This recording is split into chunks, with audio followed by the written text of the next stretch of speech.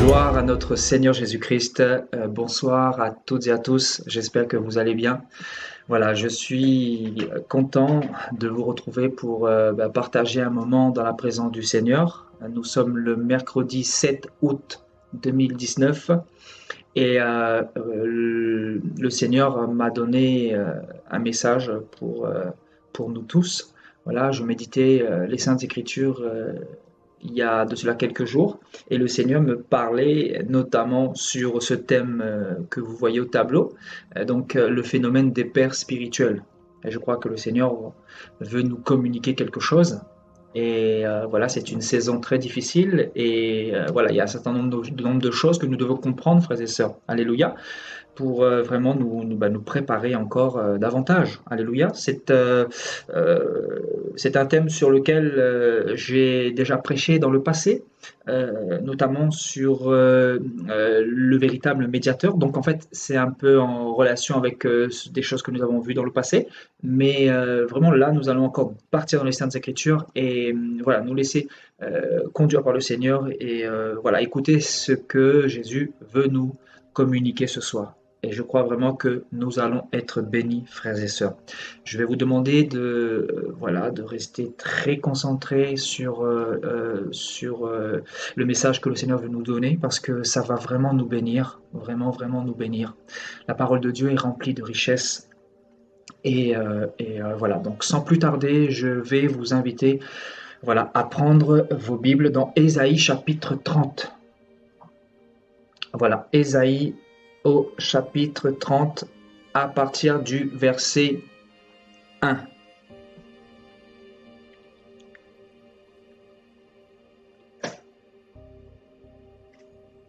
Partagez cet enseignement, frères et sœurs.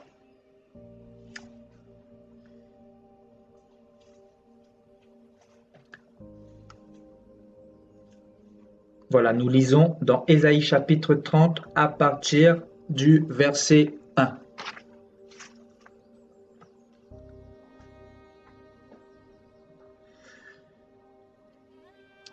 Malheur, dit l'Éternel, aux enfants rebelles qui prennent des résolutions sans moi et qui font des alliances sans ma volonté pour accumuler péché sur péché,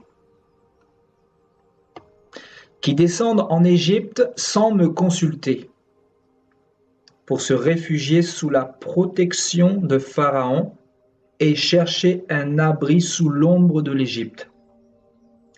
La protection de Pharaon sera pour vous une honte, et l'abri sous l'ombre de l'Égypte une ignominie.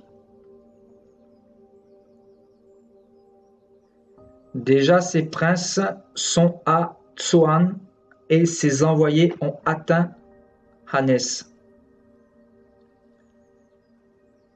Tous seront confondus ou confus au sujet d'un peuple qui ne leur sera point utile, ni pour les secourir, ni pour les aider, mais qui fera leur honte et leur opprobre. Alléluia. Voilà, je vous disais tout à l'heure que je méditais ce passage il y a de cela quelques jours, et le Seigneur m'enseignait sur le phénomène des pères spirituels. Alléluia. Donc avant de développer cette précieuse parole de notre Seigneur Jésus-Christ, soulignons que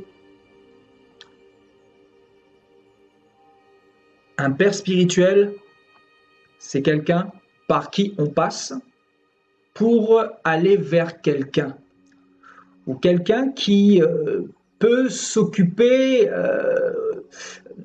voilà, de nous guider ou d'effectuer certaines tâches pour nous, ou d'intercéder pour nous, ou de même vivre notre vie chrétienne pour nous. En fait, être un père spirituel, c'est beaucoup plus grave que tout ce que nous entendons aujourd'hui, parce que aujourd'hui, pratiquement tous les chrétiens ont un père spirituel. Et comme vous le savez, chaque mot a son impact. C'est quoi un père spirituel? Déjà, le fait de dire que nous avons un père spirituel terrestre n'est pas digne de sens. Parce qu'un père spirituel doit être lui-même spirituel ou esprit, parce que spirituel veut dire esprit tout simplement.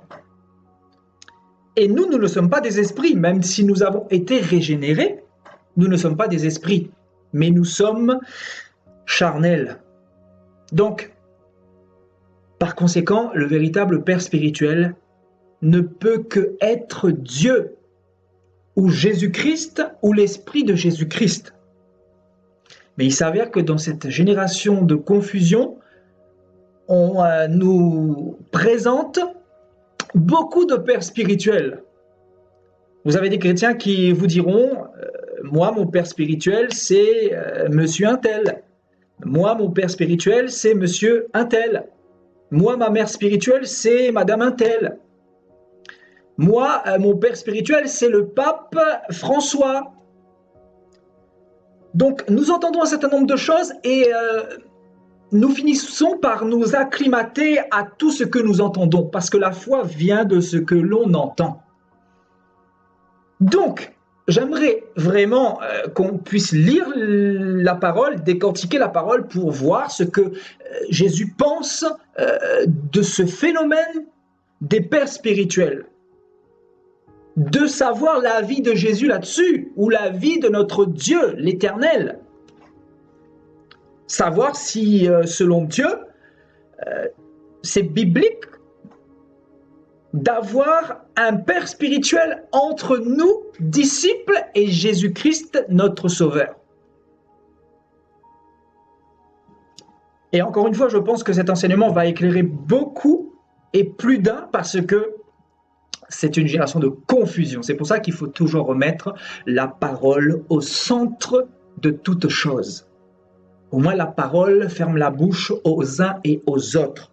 Donc, ceux qui aiment la vérité se soumet à cette vérité-là. Celui qui n'aime pas la vérité la rejette tout simplement et continue à courir vers les pères spirituels. Alléluia. Donc ici, qu'est-ce que le Seigneur nous dit dans Ésaïe 30?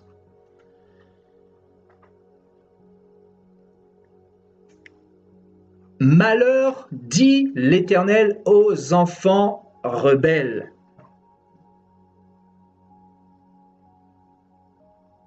Qui prennent des résolutions sans moi et qui font des alliances sans ma volonté pour cumuler péché sur péché. Donc le Seigneur va déjà utiliser ce terme rebelle pour qualifier ceux qui prennent des résolutions sans lui. Donc la première caractéristique de ceux qui courent après les pères spirituels, c'est le fait de prendre des résolutions sans Dieu. Aujourd'hui, vous avez des chrétiens qui, au lieu d'aller premièrement voir le Seigneur, ils vont rechercher des hommes. Ils vont rechercher d'autres médiateurs, alors que la Bible nous dit clairement que Jésus est le médiateur vers qui nous devons nous tourner. Donc le Seigneur qualifie ces personnes-là d'enfants rebelles, pour commencer. Et premièrement, il dit, ceux qui prennent des résolutions sans moi, premièrement. Donc, une résolution est une décision. Donc, tu prends de ton propre chef la décision de te diriger vers des hommes, vers des pasteurs, vers des prophètes, vers des apôtres. Et tu fais le tour du monde parce que cette résolution est dans ton cœur. Parce que tu ne sais pas qu'il y a la rébellion en toi. Parce que ou tu agis par ignorance, ou tu agis parce que tu n'as pas encore reçu la connaissance. Et cette connaissance est devant nos yeux ce soir.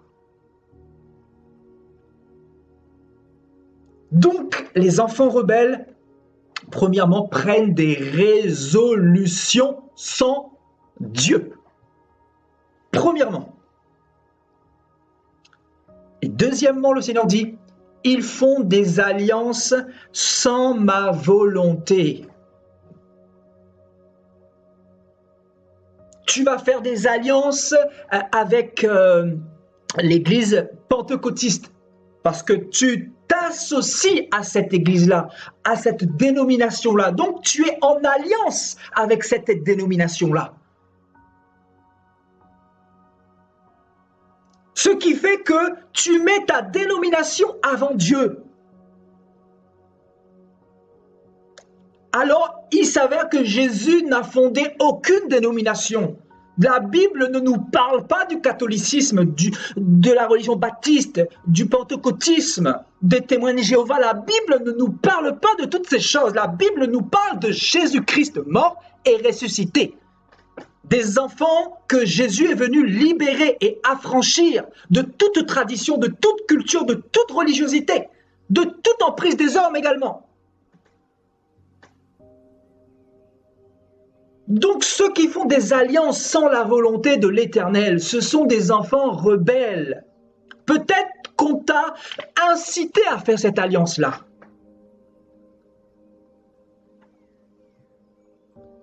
Qui fait que tu es aujourd'hui sous un joug dénominationnel.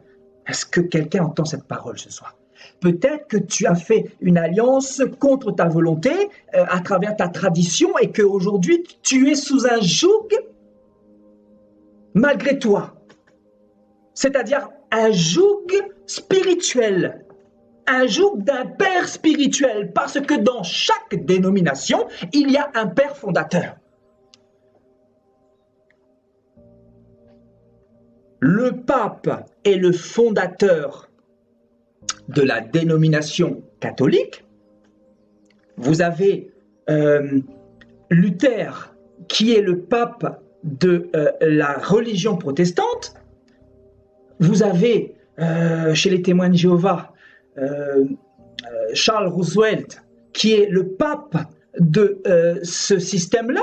Donc en fait, vous avez plusieurs pères spirituels avec des leaders religieux. Ce qui fait que Jésus-Christ n'est plus le père spirituel de ces assemblées-là. Parce que l'homme, par ses traditions, a mis des systèmes d'hommes en place, justement. Et ce qui fait que ça nous éloigne de la vérité. Ça nous éloigne de la saine doctrine. Donc en fait, dans nos vies, nous avons fait des alliances. Nous avons fait des alliances qui fait que aujourd'hui, nous sommes sous le phénomène des pères spirituels.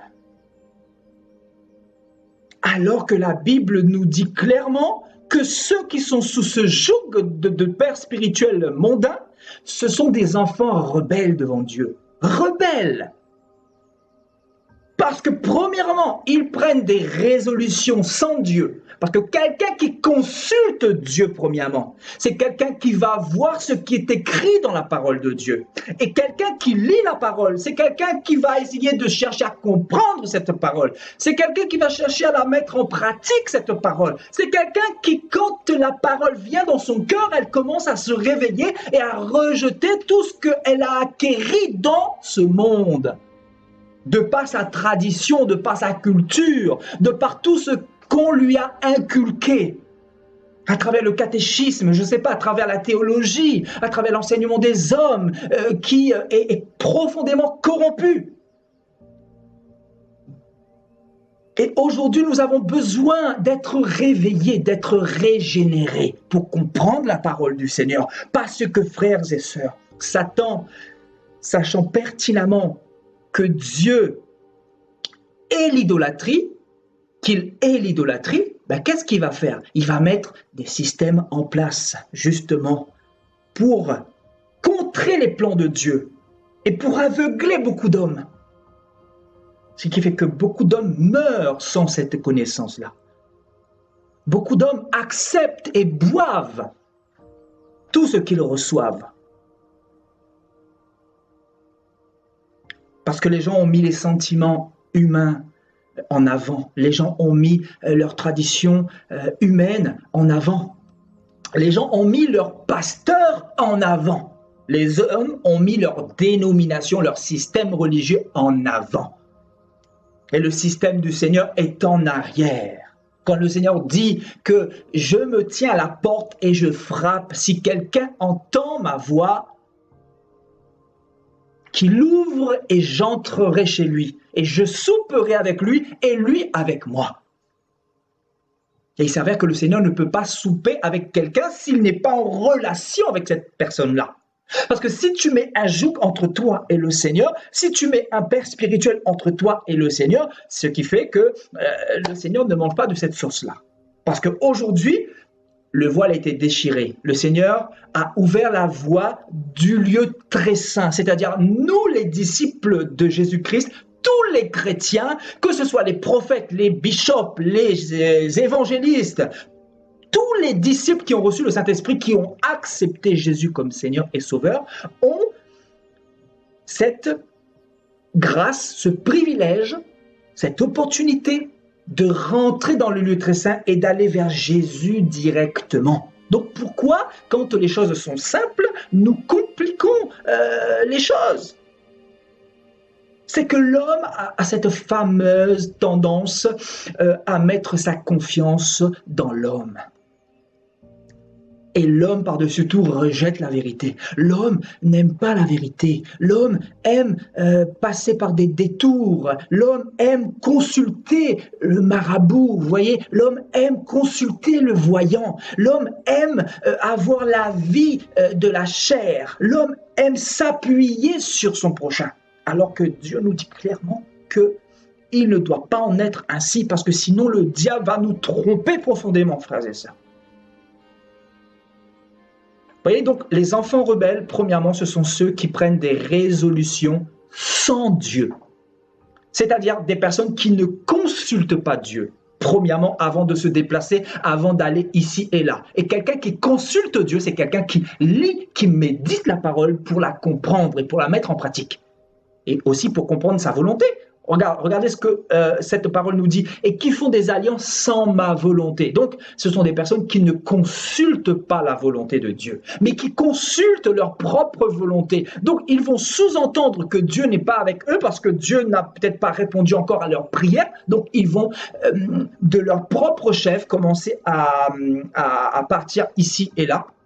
Ce qui fait que le diable commence à enlever la foi dans nos cœurs quand c'est comme ça. Parce que nous mettons notre appui sur d'autres que Jésus-Christ. Vous comprenez? Alors, quelle est la volonté de Dieu? Sachez que quand vous vous êtes converti à Jésus-Christ, vous avez fait alliance avec Jésus. Vous êtes en alliance avec Jésus-Christ. Vous n'êtes pas en alliance avec une dénomination, avec un système, avec le catholicisme. Vous n'êtes pas en relation ou en alliance avec un pasteur, avec le pape François. Vous ne devez pas être en alliance avec un autre parce que Dieu est un Dieu jaloux. Il est jaloux. Il est jaloux. La Bible le dit clairement, clair et net, qu'il est jaloux. Donc, sachez que depuis que vous avez donné votre vie à Jésus-Christ, vous êtes en alliance avec le Seigneur. Et c'est vers lui que vous devez vous tourner. C'est sa volonté que vous devez connaître. Ce n'est pas la volonté d'un homme ou d'un système ou de ce que pense un homme ou un système. Non! Alléluia! Donc, l'alliance. Qui font des alliances sans ma volonté, deuxièmement, pour accumuler péché sur péché.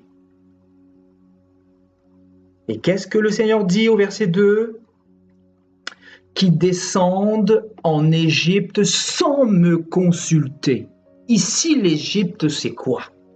Ici, l'Égypte représente le monde. Ici, l'Égypte représente ou peut représenter les églises, les dénominations que le diable a mis en place. L'Égypte peut être représentée par des voyants, par des marabouts, par des magiciens. L'Égypte peut être représentée par cette Marie que tu pries tous les soirs avant de dormir. L'Égypte peut être représentée par les saints par qui tu passes pour la prière. Je ne sais pas, Saint Antoine de Padoue, Saint Expédie, il y a tellement de saints. Donc l'Égypte peut être représentée par toutes ces choses-là. L'Égypte représente l'idolâtrie. Et c'est le diable qui a emmené l'idolâtrie dans le monde, dans le but de nous détourner de Dieu, dans le but que nous allions consulter ailleurs que vers Jésus-Christ. Jésus, s'il est venu mourir sur la croix, c'est pour nous réconcilier avec Dieu. C'est pour nous permettre de consulter Dieu, frères et sœurs. Parce que quand Jésus n'était pas encore venu, nous étions déconnectés du Père. Nos prières ne pouvaient pas monter devant le Père. Mais Jésus, en réalité, est une passerelle entre les hommes et Dieu. C'est pour permettre que nos prières montent devant le trône de Dieu. C'est pour nous permettre tout simplement de consulter Dieu. Alors qu'il s'avère que des chrétiens qui se disent chrétiens, qui se disent enfants de Dieu, qui se disent disciples du Christ, au lieu d'aller consulter Dieu, ils descendent en Égypte. Et l'Égypte, c'est quoi? L'Égypte représente toutes ces églises que vous voyez. Parce qu'on a entendu dire que Dieu se trouvait ici, Dieu se trouvait là-bas, Dieu se trouvait au Vatican, Dieu se trouvait à Jérusalem, Dieu se retrouvait je ne sais pas où, ici et là. C'est-à-dire, on nous bassine avec toutes sortes on dit, de pensées, et finalement, c'est quoi la vérité? Que dit la Bible? La Bible nous dit que ceux qui ne consultent pas Dieu, et qui descendent en Égypte premièrement, ce sont des enfants rebelles. Des enfants rebelles.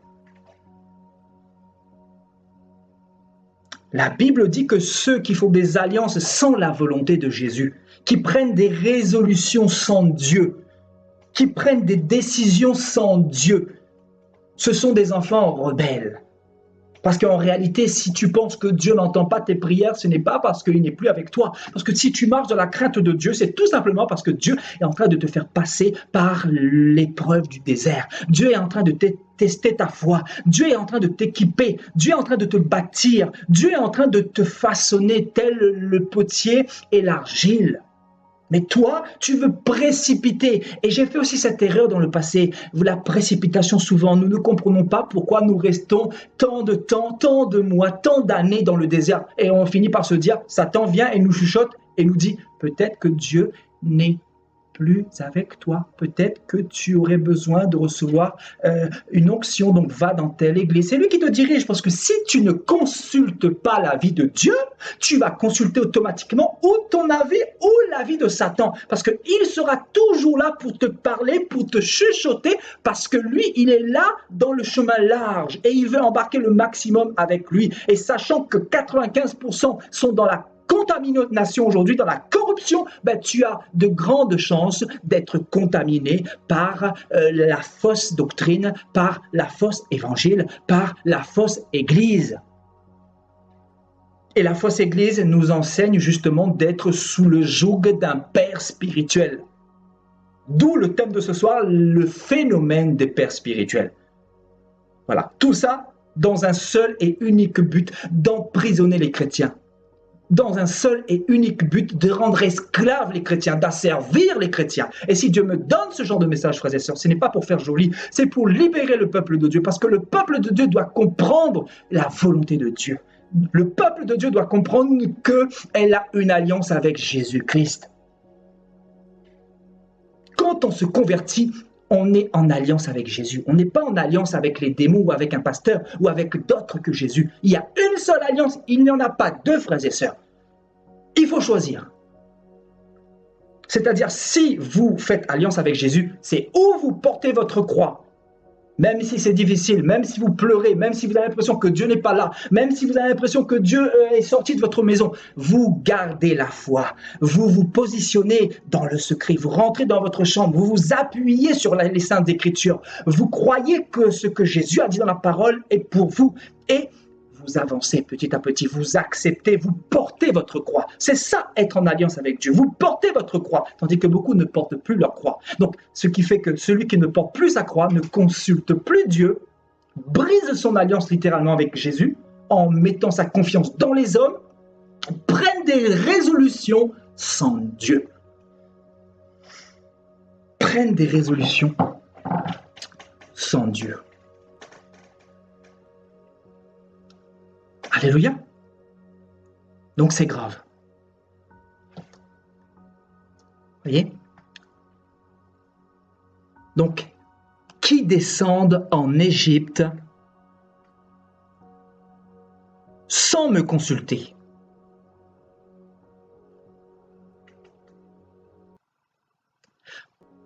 Et le Seigneur rajoute, pour se réfugier sous la protection de Pharaon. Waouh! Et chercher un abri sous l'ombre de l'Égypte.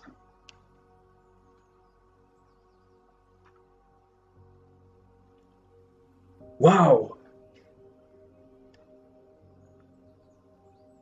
Donc ceux qui vont en réalité dans les églises à la recherche de pasteurs, à la recherche de bishops, à la recherche des hommes, à la recherche d'autre chose que Jésus-Christ.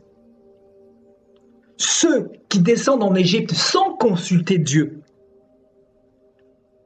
veulent en réalité se réfugier sous la protection de Pharaon. Pharaon ici préfigure l'homme de Dieu, préfigure le pape de telle ou telle assemblée. Pharaon préfigure où est l'image du pasteur, l'image du représentant de l'assemblée. Pharaon est l'image de l'homme. Voyez? Donc, pour se réfugier sous la protection de Pharaon, sous la protection de ce père spirituel. Vous voyez? Vous voyez comme le Saint-Esprit nous enseigne? Qui descendent en Égypte sans consulter Dieu pour se réfugier sous la couverture spirituelle de Pharaon. Parce que quelqu'un qui est protégé, c'est quelqu'un qui est couvert, soi-disant, spirituellement, selon le message qu'on nous donne en 2019. Pour se réfugier sous la protection de Pharaon. Donc, ce qui fait que le chrétien ne sera plus sous la protection de Dieu, mais sous la protection de Pharaon, sous la protection de l'homme. Et le Seigneur dit que ce sont des enfants rebelles qui se comportent comme ça. Donc vous, où en êtes-vous dans votre vie spirituelle? Où en êtes-vous dans votre vie chrétienne? Est-ce que vous faites partie des enfants rebelles qui ont un père spirituel? Est-ce que vous vous comportez comme les enfants rebelles qui ne consultez jamais Dieu? Vous ne consultez jamais Dieu? Est-ce que vous prenez des résolutions sans Dieu? Est-ce que vous ne consultez pas quelle est sa volonté? Comment vous comportez-vous dans votre vie chrétienne? Quelles sont vos attitudes, etc. Est-ce que vous avez une couverture spirituelle qui n'est pas Jésus-Christ? Est-ce que vous vous êtes réfugié sous la protection d'un pasteur qui représente ici Pharaon? Ou est-ce que votre protection, c'est Jésus-Christ?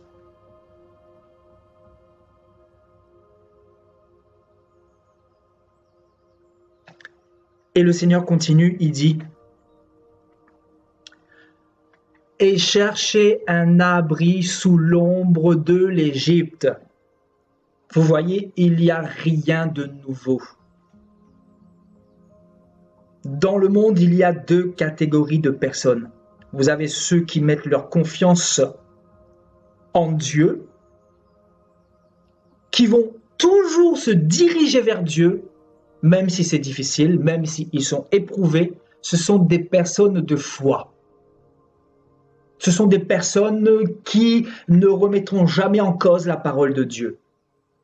C'est quelqu'un qui va s'appuyer sur le Seigneur jusqu'à sa mort.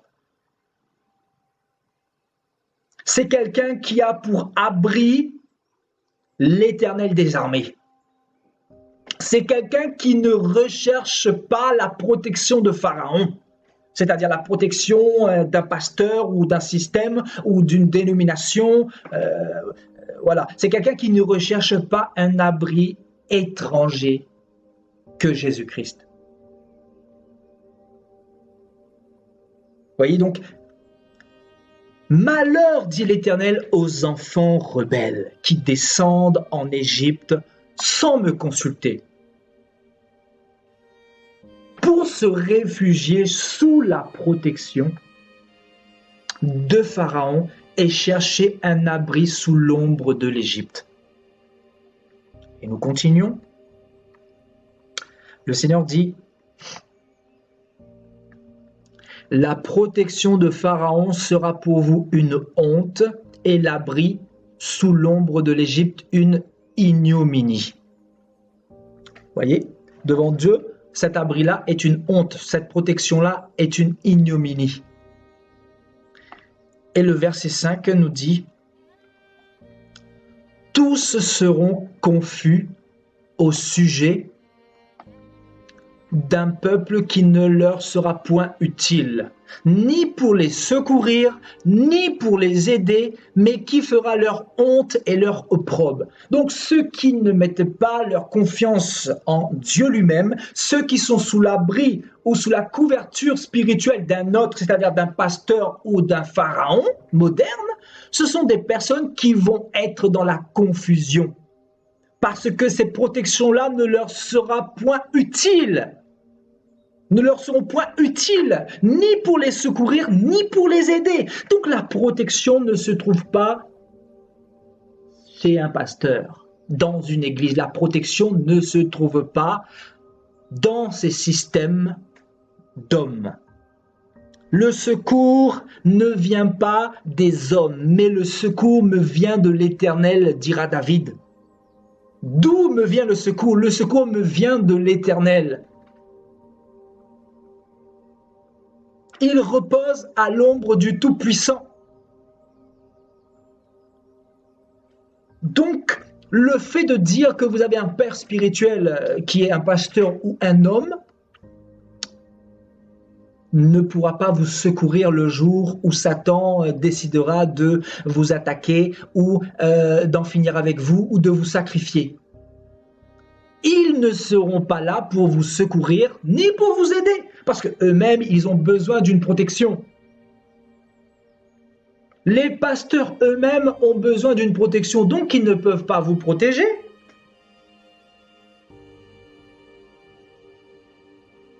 Et quand vous dormez, est-ce que c'est votre pasteur qui vous protège ou est-ce que c'est Jésus-Christ? C'est pour ça, frères et sœurs, que dans nos églises, vous voyez des personnes mourir bizarrement, des personnes qui sont malades, qui ont des maladies bizarres, qui meurent de cancer, alors que c'est l'endroit où on est censé avoir la guérison, où on est censé avoir le secours, où on est censé avoir de l'aide. Ce qui fait que, en fait, les pasteurs ne vous enseignent pas qu'il faut aller vers Jésus-Christ, qu'il faut avoir comme couverture spirituelle Jésus-Christ. Et ils ne vous enseignent pas ça, ce qui fait que ça vous met en danger. Et je ne dis pas qu'on ne peut pas consulter des frères et sœurs, participer à la prédication d'un pasteur, aller dans une assemblée. C'est pas le thème du message. Mais le thème du message, c'est si tu mets un homme avant Jésus ou avant Dieu, le problème, c'est que tu n'es pas sous la protection de Dieu. Parce que tu as mis ta confiance en un autre que lui.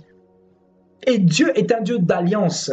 Quand vous vous mariez avec une femme, cette femme vous appartient pour la vie. Vous ne pouvez pas aller coucher avec une autre femme ou sceller une alliance avec une autre femme parce que vous êtes sous serment avec cette femme-là. Donc, du moment où vous commencez à briser cette alliance, vous répudiez la personne avec qui vous avez fait cet engagement. Et vous devenez littéralement une prostituée. Et dans le cas de la parole, vous serez considéré devant Dieu comme une prostituée spirituelle. Parce que Dieu ne partage pas. Dieu est un Dieu jaloux. Il vous a créé et il vous veut pour lui tout seul. Il vous veut dans sa présence. Il ne vous veut pas sous la protection des hommes parce que les hommes ne pourront rien faire pour vous. Les hommes ne pourront pas venir vous secourir le jour où le diable vous lancera des flèches. Le diable ne pourra rien faire. Les hommes ne pourront rien faire contre vous le jour où Satan va décider de vous attaquer pour vous tuer. C'est Jésus-Christ qui pourra vous protéger et qui pourra vous secourir. La Bible dit que l'ange de l'Éternel campe autour de tous ceux qui le craignent, tous ceux qui ont confiance en lui, littéralement, tous ceux qui se confient en lui, littéralement, tous ceux qui sont sous son ombrage, littéralement.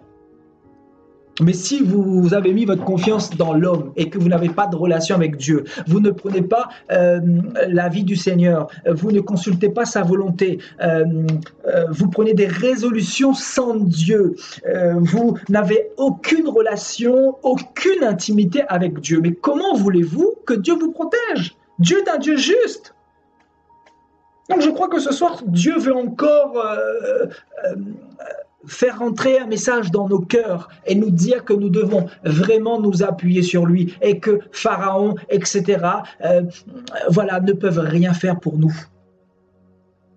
Les hommes peuvent prier les uns pour les autres, oui, mais il faut savoir qu'un pasteur, un prophète ou quoi que ce soit, c'est un homme comme toi, c'est quelqu'un qui devant Dieu est ton frère, il n'est pas au-dessus de toi, ça doit être que chez Babylone, que dans le système pyramidal de Satan, dans l'église apostate, mais dans l'église du Seigneur, il n'y a pas de supérieur, il n'y a pas de frère qui est plus supérieur les uns envers les autres, nous sommes en réalité un corps et nous sommes là pour nous édifier, nous sommes là pour conduire le peuple dans la saine direction, nous sommes là pour défendre les saintes écritures et voilà, emmener le peuple à comprendre son identité. Et votre identité est une identité d'enfant de Dieu, ambassadeur de Dieu, enfant du Très-Haut, racheté au prix du sang de Jésus-Christ. Et vous devez comprendre cela pour vous appuyer quoi qu'il arrive sur Jésus-Christ. Parce que je peux vous assurer que Dieu, en réalité, il va beaucoup vous éprouver pour vous enseigner la foi. Et la foi, c'est ça. La foi, c'est quoi? C'est vous appuyer sur Dieu,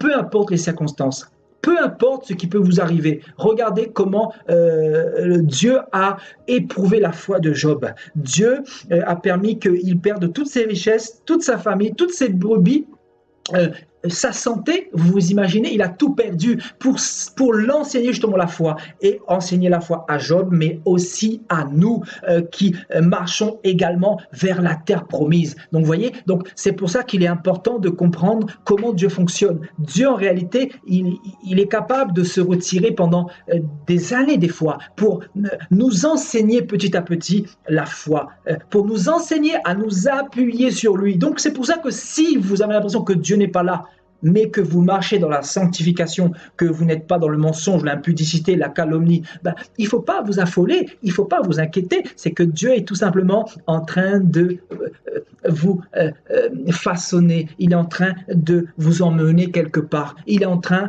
de vous remplir de quelque chose, il est en train de faire une œuvre avec vous. Et l'œuvre de Dieu, c'est une œuvre qui peut prendre des années. Et l'œuvre de Dieu, c'est jusqu'à notre fin de vie terrestre. L'œuvre de Dieu, c'est du jour de notre conversion jusqu'à la fin de notre vie terrestre.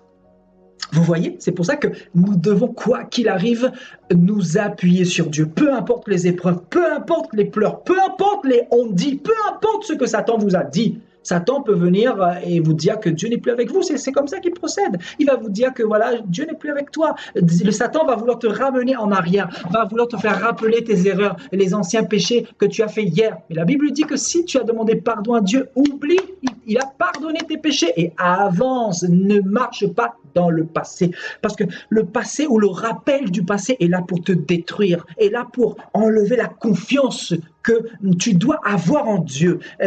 La culpabilité est là pour briser la foi dans ton cœur en réalité. Et Dieu te dit qu'il faut mettre la culpabilité derrière. Et il faut, quoi qu'il arrive, t'appuyer sur le Seigneur. La chose la plus difficile dans la vie chrétienne, c'est de s'appuyer sur un Dieu que nous ne voyons pas, un Dieu qui est invisible, un Dieu qui nous a fait des promesses, un Dieu qui nous a donné une parole, un Dieu qui nous a dit qu'il était le Tout-Puissant. Oui, nous croyons qu'il est le Tout-Puissant. Nous croyons que Jésus est mort et a vaincu la mort et il est ressuscité et il nous a donné la victoire et que nous sommes en lui et qu'il est en nous et nous devons aussi mettre en pratique cette parole-là, nous devons vivre cette parole-là, nous devons tous les jours faire preuve de courage, de force, nous devons tous les jours laisser le Seigneur nous façonner. Frères et sœurs, parce qu'il a un plan merveilleux pour nous. Il veut nous emmener quelque part. Le Seigneur veut nous emmener quelque part. C'est pour cela que ne voyons pas plus loin que le bout de notre nez, mais essayons de voir par la foi. Parce que la foi, c'est ça, c'est de voir au loin. C'est de marcher, alors tu ne sais pas où tu vas. Mais c'est Dieu qui te conduit, c'est Dieu qui t'emmène. C'est Dieu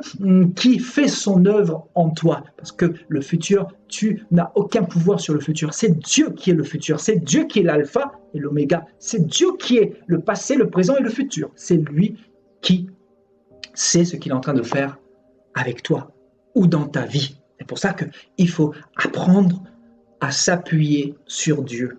Et c'est la chose la plus difficile. Et Satan, connaissant cela, il va mettre des choses en place, des stratégies, des faux prophètes pour nous dire « Venez dans les assemblées, venez dans les églises, ayez une couverture spirituelle. » Parce que lui, son but en réalité, c'est de te rendre esclave, c'est de mettre la main sur toi, c'est que tu puisses être fidèle aux hommes et que tu puisses faire l'œuvre de Dieu avec négligence. C'est que tu ne puisses pas être dans la présence de Dieu, mais plus avec les hommes. Alors que Dieu veut que nous soyons devant lui, que nous marchions devant lui. Noé était un homme qui a marché devant Dieu. Abraham a marché avec Dieu. Job a marché avec Dieu. Jésus-Christ a marché avec Dieu. Paul a marché avec Dieu. Et il dira même, tous m'ont abandonné en Asie, mais Jésus ne lui a jamais abandonné. Je vais vous dire quelque chose, Jésus également ne m'a jamais abandonné. Et c'est pour ça que la Bible dit que si nous les hommes, nous paraissons infidèles, Jésus, lui, demeure fidèle. Il est fidèle, frères et sœurs. Il est fidèle et il connaît nos faiblesses. Il connaît ce qu'il fait avec nous. Il faut simplement lui dire, oui Seigneur, que ta volonté soit faite. Nous nous appuyons sur toi. Nous avons l'Éternel pour appui. Le salut est notre vision et le ciel est notre objectif, frères et sœurs. La confiance en l'Éternel. La confiance en l'Éternel. Vous savez pourquoi les églises sont autant remplies de monde? En fait, Dieu veut nous montrer tout simplement que la foi a disparu de beaucoup de cœurs. D'ailleurs, le Seigneur a dit, quand je reviendrai sur la terre, trouverai-je la foi? Le Seigneur veut dire quoi par là? Est-ce que mon peuple va toujours s'appuyer sur moi comme au commencement de sa conversion? Est-ce que mon peuple va s'appuyer sur moi jusqu'au bout? Est-ce que mon peuple va tenir face à toute cette pression, face à toute cette apostasie, face à tous ces combats, face à toutes ces nombreuses adversités, face à toute cette énorme tentation? Est-ce que mon peuple va tenir face à toutes ces choses, à Babylone littéralement? Est-ce que mon peuple va tenir dans la foi, dans le courage, dans la confiance envers moi? C'est ce que Jésus veut dire en réalité. Quand le Fils de l'homme reviendra, trouvera-t-il la foi sur la terre? C'est une question qui est posée. Le Seigneur nous montre qu'il y a une grande chance que la foi ne sera pas présente quand il reviendra. Alléluia. Voilà, donc, allons dans Ésaïe 31. Nous avons également quelques éléments qui nous intéressent là-bas. Voilà, Ésaïe chapitre 31 à partir du verset 1. Vous voyez, qui va compléter ce que nous avons vu dans Ésaïe 30 à partir du verset 1. Donc, malheur à ceux qui descendent en Égypte pour avoir du secours.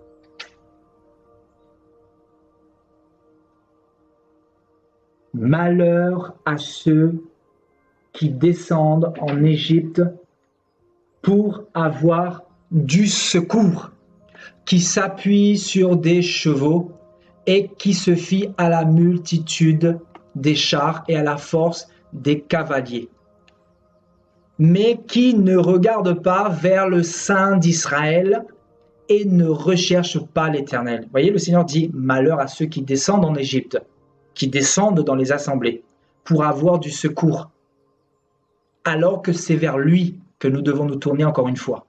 Malheur à ceux qui s'appuient sur les chevaux. Les chevaux ici représentent les richesses. Qui s'appuient sur le matérialisme. Les chevaux représentent le matériel.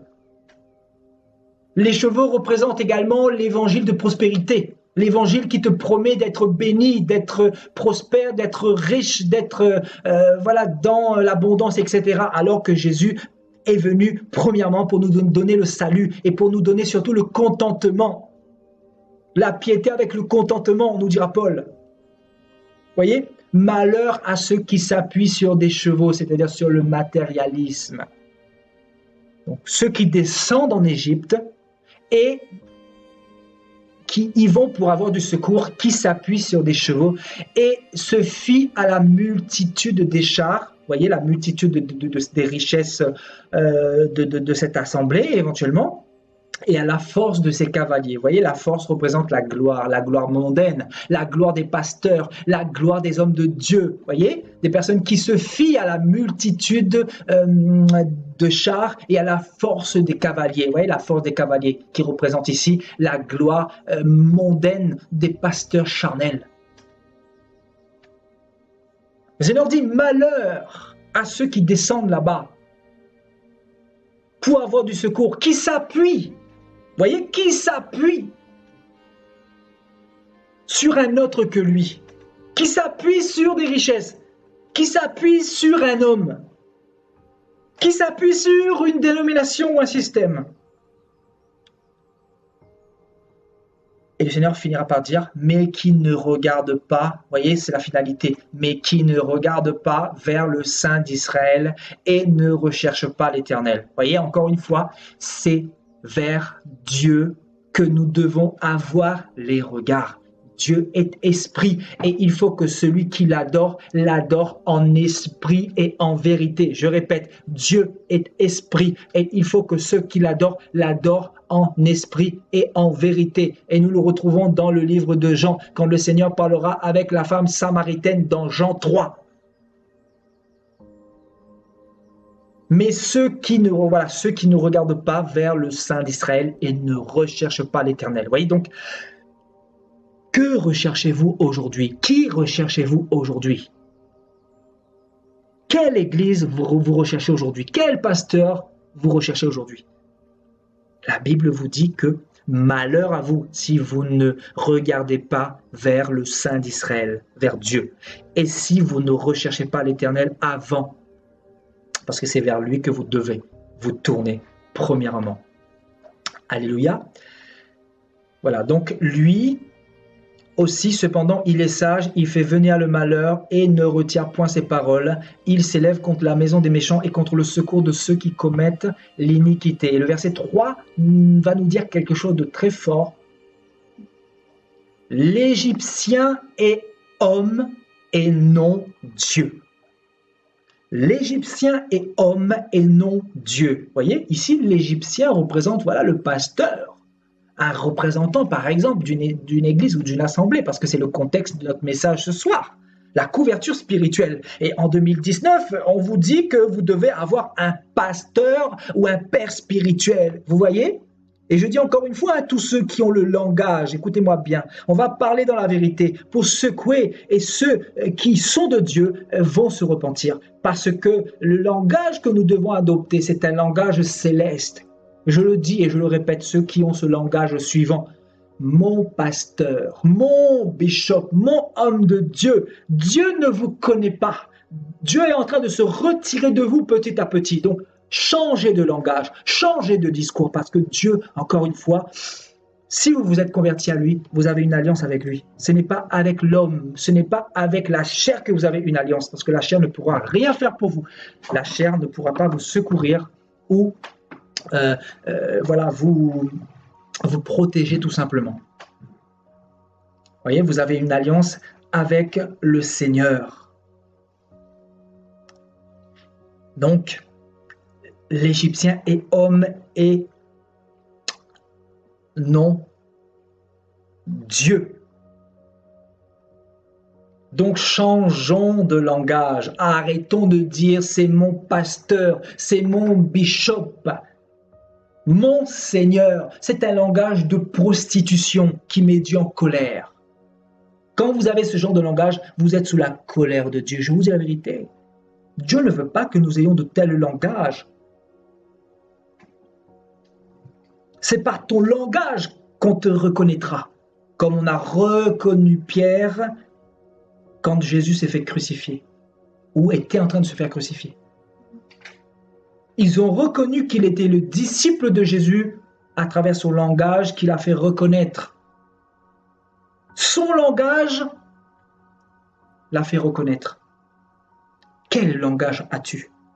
Parce que si tu as encore ce langage-là manifeste devant les hommes, en disant c'est mon pasteur, je vais voir mon pasteur, je vais voir mon prophète. Moi, il y a des personnes qui m'ont déjà appelé de cette manière, mon pasteur, mon pasteur. Je veux que tu sois mon père spirituel. On m'a déjà dit ces choses-là. Je sais que beaucoup ont été induits en erreur, mais il faut reprendre ces personnes qui parlent de cette manière parce que ce n'est pas correct, ce n'est pas convenable et nous devons encore avoir une posture céleste parce que nous prétendons au royaume des cieux et nous devons vraiment comprendre quelle est la pensée de Dieu et quelle est la volonté de Dieu pour nous. Il ne doit y avoir aucun homme entre nous et Dieu. Il ne doit y avoir aucune autre médiation entre nous et Dieu, si ce n'est Jésus-Christ. Alléluia. Jésus-Christ doit être le seul entre nous et Dieu. C'est-à-dire, c'est vers lui que nous devons nous diriger. C'est vers lui que nous devons consulter. Alléluia. L'Égyptien est homme et non Dieu. Le pasteur est homme et non Dieu.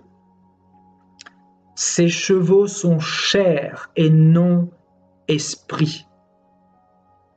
Vous voyez? Les richesses ne sont que matérielles et passagers surtout. Vous voyez? Ce sont des choses passagères. Donc, quand l'Éternel étendra sa main, le protecteur chancellera. Voilà, on nous dit que ces pseudo-protecteurs vont chanceler quand Dieu étendra sa main pour frapper. Le protégé tombera. Est-ce que vous comprenez ici? Le protégé, c'est qui? Le protégé ici, c'est vous. Vous qui vous êtes mis sous un autre joug que Jésus-Christ. Vous qui êtes devenus esclaves des pasteurs, vous qui n'êtes plus en relation avec Dieu, mais qui êtes en relation avec les hommes.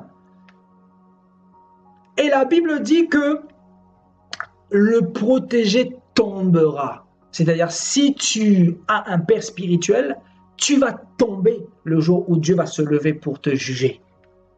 Toi, ainsi que Babylone, ainsi que tous ces systèmes corrompus-là. Et tous ensemble,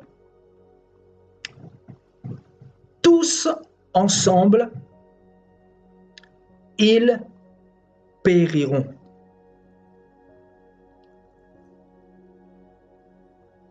Alléluia. Alléluia, gloire à Dieu. Voilà, allons un petit peu plus loin dans Jérémie 17, on nous dit quoi?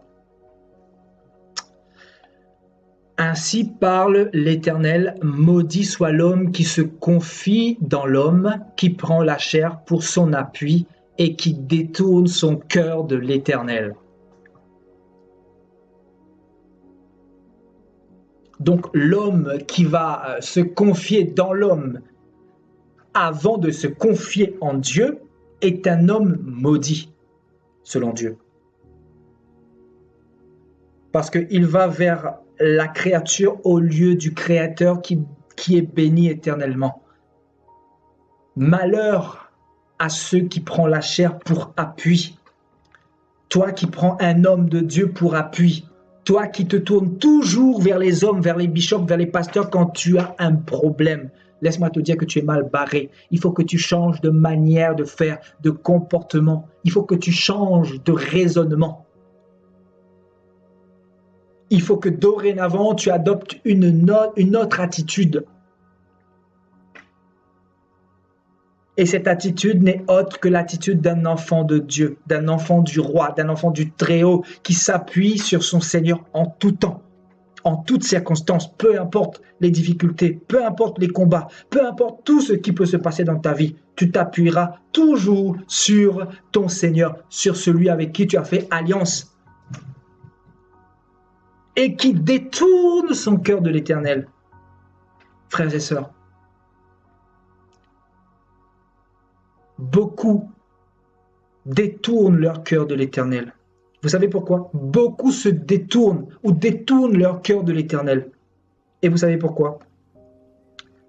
À cause, malheureusement, des combats, à cause des épreuves, à cause des difficultés, à cause des souffrances, à cause de la solitude. Voilà un élément également qui fait que beaucoup se détournent de Dieu.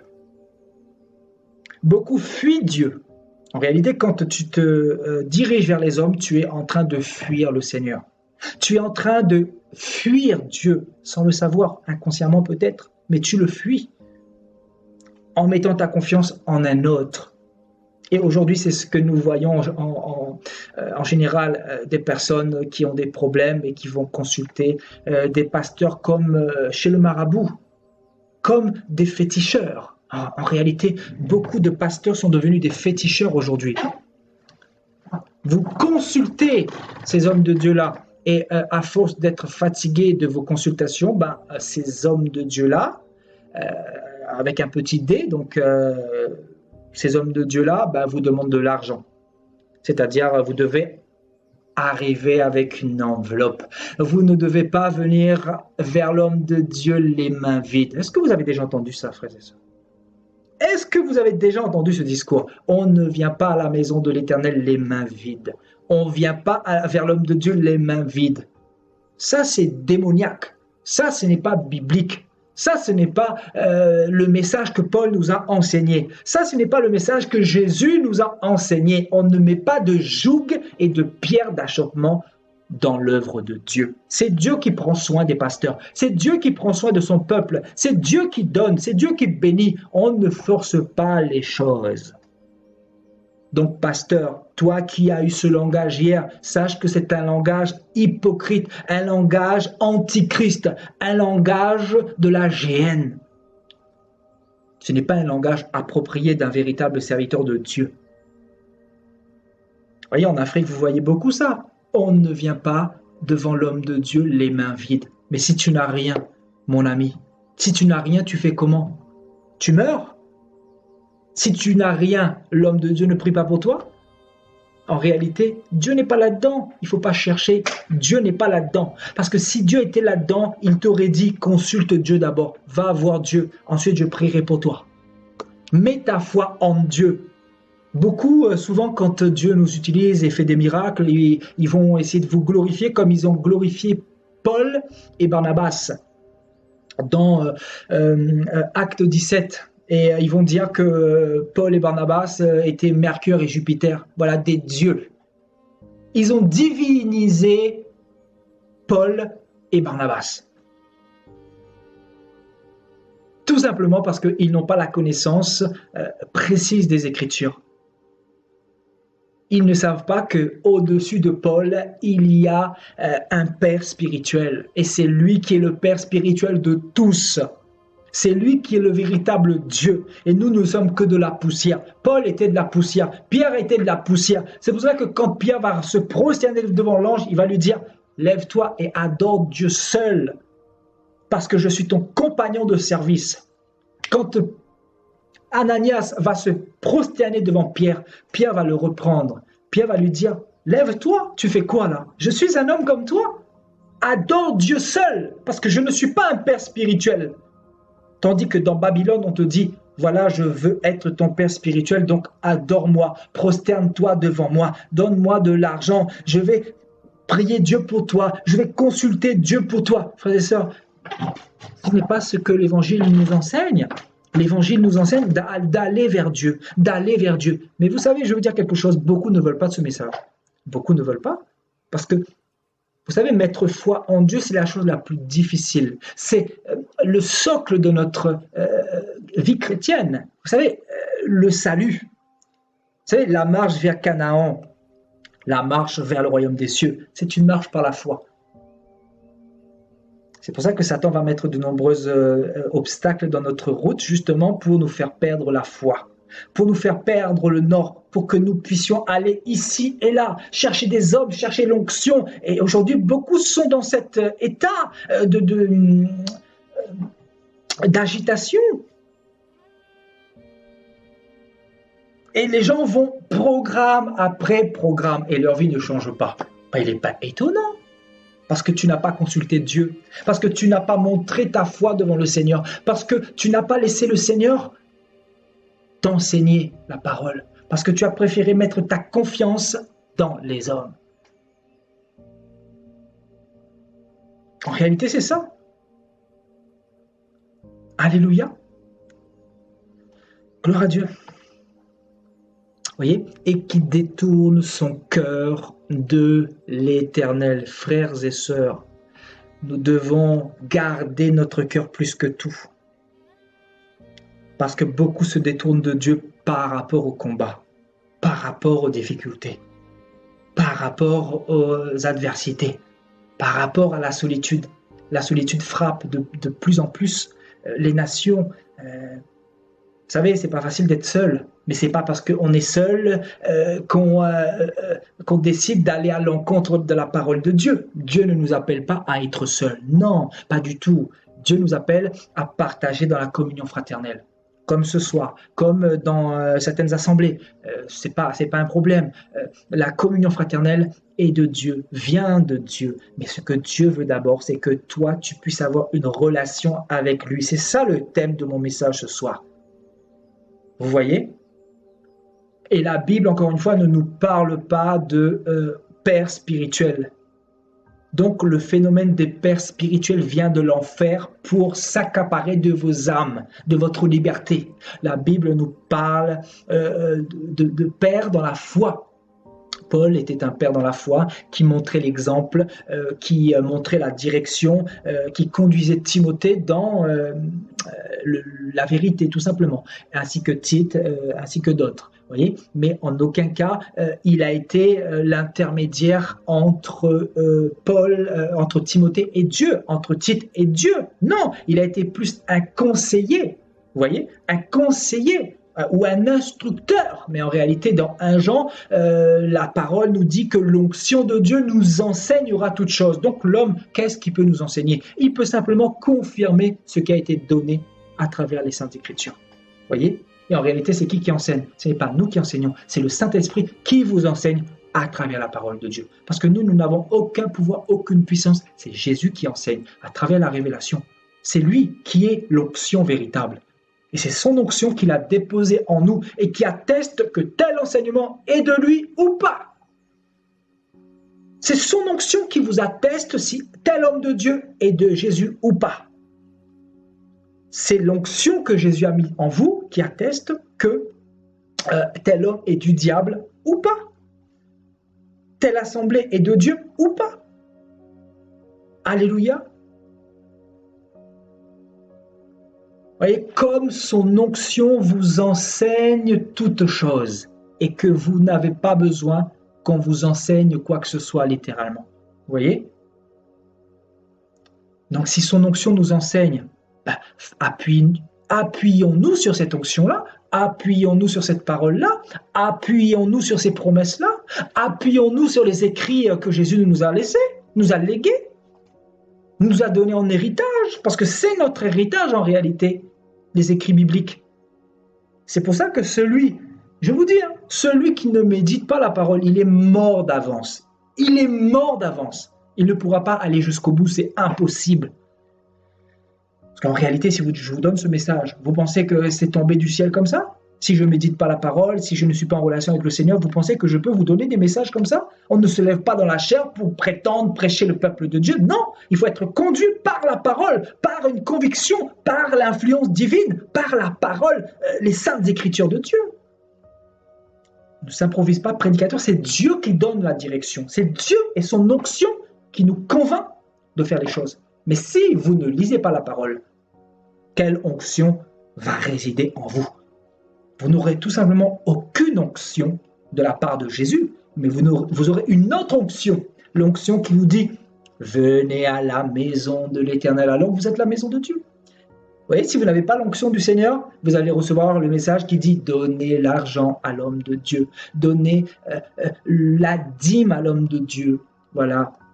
Venez à l'église tous les dimanches, c'est une obligation parce que vous avez signé, vous avez une fiche de membre et tout ça, il faut être fidèle au pasteur. Vous voyez, on va vous rendre esclave par cette onction démoniaque et terrestre et charnelle. Et Dieu ne sera pas avec vous. Ce ne sera pas Dieu votre protecteur, mais vous serez justement plutôt sans protection, sans couverture spirituelle. Donc si l'homme est ta couverture spirituelle, Dieu n'est pas ta couverture spirituelle, selon ce que nous venons de lire dans Ésaïe 30 et Ésaïe 31. Dieu ne peut pas être ta couverture spirituelle si ta couverture spirituelle, c'est pasteur un tel, prophète un tel, apôtre un tel. Il faut choisir. Voilà l'évangile de Dieu. Alléluia.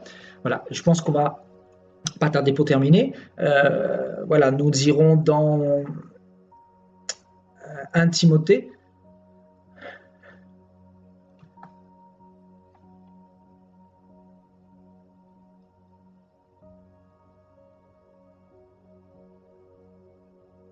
Un verset que vous connaissez tous pour ceux qui lisent la Bible, bien sûr. Car il y a un seul Dieu et aussi un seul médiateur entre Dieu et les hommes, qui s'est donné lui-même en rançon pour tous. Vous voyez la conclusion de notre message? Il y a un seul médiateur. Et c'est quoi un médiateur pour ceux qui ne connaissent pas trop ce terme? On va faire une petite recherche sur Google.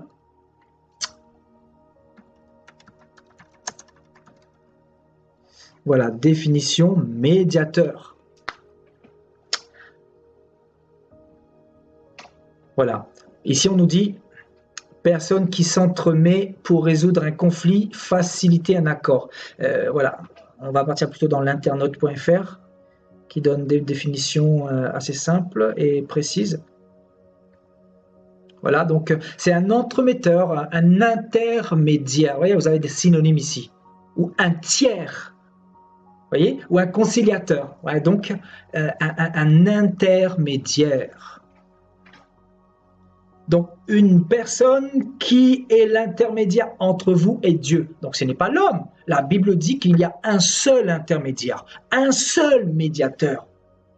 Et ce médiateur entre Dieu et les hommes, c'est Jésus-Christ. Donc, Marie n'est pas une médiatrice, c'est un mensonge, ça vient de l'enfer. Si tu pries Marie, tu pries un démon, parce que ce n'est pas la vraie Marie.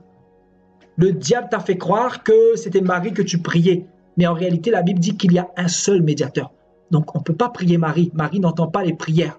Joseph n'entend pas les prières. Les saints n'entendent pas les prières parce qu'il y a un seul médiateur, un seul intermédiaire, un seul tiers, un seul conciliateur. Vous voyez?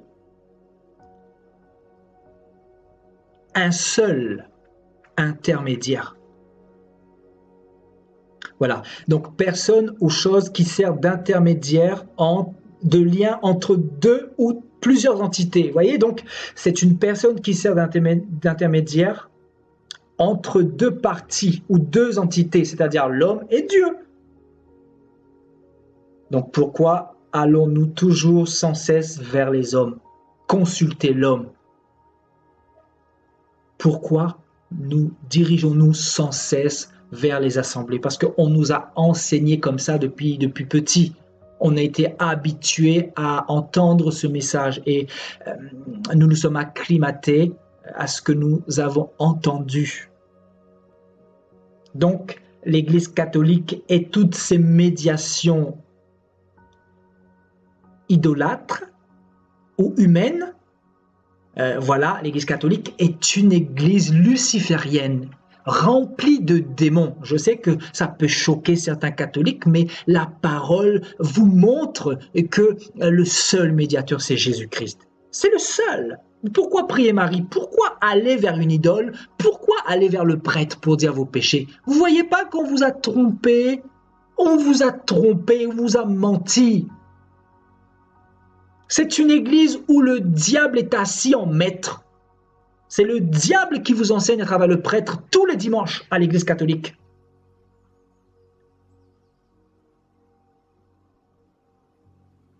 Jésus vous dit qu'au lieu de descendre en Égypte, allez plutôt vers Dieu, parce que c'est Jésus le véritable médiateur. Le prêtre vient, ou du moins le diable derrière le prêtre vous dit, vous devez vous diriger vers l'homme, vers le prêtre, vers le prêtre pour dire vos péchés, parce que lui, il est un intermédiaire ou un médiateur entre vous et Dieu. Vous voyez? Donc c'est un enseignement qui s'oppose à l'enseignement de Dieu. L'enseignement catholique est un enseignement qui s'oppose à l'enseignement de Dieu, comme les enseignements qui nous sont donnés dans les églises protestantes évangéliques aujourd'hui. Ça s'oppose littéralement à l'enseignement de Dieu. Maintenant, que préférez-vous croire? L'enseignement de Jésus-Christ dans la parole ou l'enseignement des hommes à travers la tradition? À vous de voir maintenant le chemin que vous voulez suivre. En tout cas, Dieu vous donne le chemin. Et le chemin, c'est quoi? C'est Jésus-Christ. Jésus dira, je suis le chemin. Le chemin. Il n'y a pas 50 000 chemins. Marie n'est pas médiatrice, c'est un mensonge du diable. Le diable veut t'emmener en enfer, c'est pour ça qu'il veut que tu pries Marie. C'est pour ça qu'il veut que tu consultes les hommes tout le temps, sans cesse. C'est pour ça qu'il veut que tu ailles à Jérusalem pour idolâtrer les murs de lamentation là-bas. C'est pour ça qu'il veut que tu ailles voir les prophètes. C'est pour ça qu'il veut que tu enlèves ta confiance en Dieu et que tu mettes ta confiance dans l'homme. Et pourquoi Jésus-Christ est-il le seul médiateur entre Dieu et les hommes? C'est tout simplement parce que c'est le seul qui s'est donné lui-même en rançon pour tous.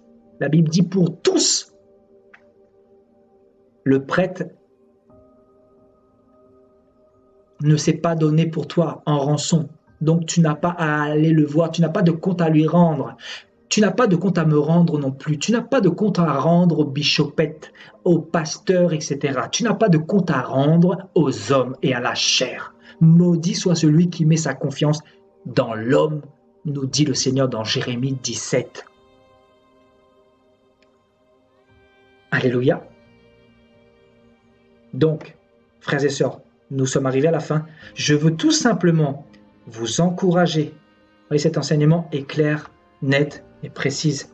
Je veux tout simplement vous encourager, ou du moins Dieu, le Dieu que je sers, veut vous encourager à mettre votre confiance en lui, quoi qu'il arrive. Quoi qu'il arrive. Ne perdez jamais foi en Dieu. Parce que si vous traversez une épreuve, ou si vous avez l'impression que Dieu n'est pas là, c'est tout simplement parce qu'il est en train de faire une œuvre en vous. Il est en train de vous enseigner.